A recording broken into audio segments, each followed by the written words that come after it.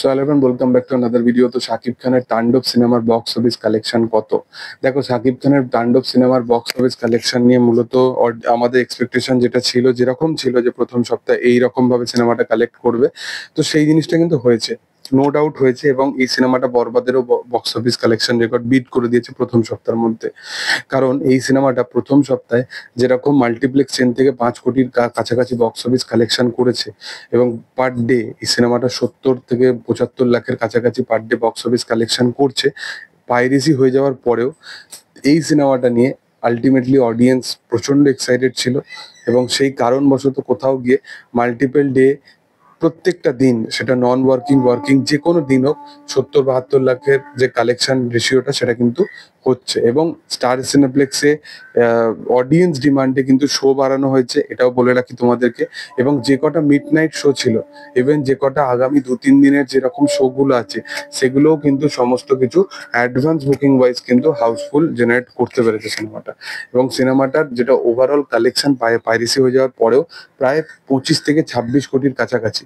এবং একটা cinema pirated version পুরোপুরি অ্যাভেলেবেল হয়ে যাওয়ার পর বাংলায় প্রচন্ডভাবে সেই সিনেমাটার উপর ইম্প্যাক্ট ফেলতে পারে। এবং বিশেষতভাবে একটা জিনিস তো অবশ্যই, যে ইউটিউবে অ্যাভেলেবেল আছে, ইউটিউব মানুষ বেসিস করে।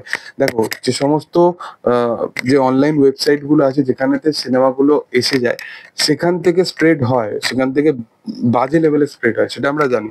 বাট ইউটিউব, যেটা মানুষ সবসময় স্ক্রোলিং করছে, দেখছে, এবং এই সিনেমাটার অ্যান্টিসিপেশন, এই সিনেমাটা নিয়ে অডিয়েন্সের থিঙ্কিং, তারা যেভাবে এই সিনেমাটাকে দেখার প্ল্যানিং করেছিল, সেই সমস্ত প্ল্যানিংটা ভেস্তে যাবে, এবং তারা এই সিনেমাটা না দেখে থাকতে পারবে না। কারণ তাদের যে এক্সাইটমেন্টটা, সেটা ভেতরে কোথাও গিয়ে কাজ করবে, এবং তারা এক্সাইটমেন্টের দরুন এই সিনেমাটাকে দেখেই ফেলবে। এবং কোথাও গিয়ে যদি সিনেমাটা তাদেরকে পছন্দ হয়, তাহলে হয়তো তারা, মানে ফর গড সেক, তারা হয়তো সিনেমাটাকে দেখতে যাবে, যদি না হয় তো হয়তো দেখবে না। এটাই হচ্ছে ব্যাপার। কারণটা হচ্ছে, একটা সিনেমা যেটা বড় পর্দায় বসে তোমরা তোমাদের যে দেখার থিওরিটা, যে ভিজুয়ালটা, সেটা আলাদা রকম হয়। তুমি একটা সিঙ্গেল স্ক্রিনে বসে বা একটা মাল্টিপ্লেক্সে বসে এতগুলো অডিয়েন্সের মাঝে পুরো স্টেডিয়ামের মতো তুমি একটা ম্যাচ দেখছো, বা একটা খেলা দেখছো, বা একটা সিনেমা দেখছো, তার এনজয়মেন্ট মোমেন্ট গুলো আলাদা হয়।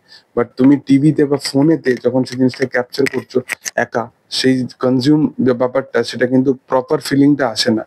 তো যাই হোক, আমার তো মতে এই জিনিসটা একদমই ভুল হয়েছে। তবে তার পাইরেসি হয়ে যাওয়ার পরেও কালেকশন ওয়াইজ কিন্তু সিনেমাটা ঠিকঠাক এখনো অব্দি কালেকশন কিন্তু করছে। দেখার যে আপকামিং দিনে হয়টা কি, এবং তোমাদের কি বক্তব্য এই বিষয় নিয়ে, সেটা তোমরা অবশ্যই কমেন্ট সেকশনে জানাতে পারো। ভিডিও ভালো লাগলে অবশ্যই লাইক করো, শেয়ার করো, সাবস্ক্রাইব করো চ্যানেলটাকে, এবং পাশে থাকা বেল আইকনটা অবশ্যই প্রেস করে দিও। Thank you all.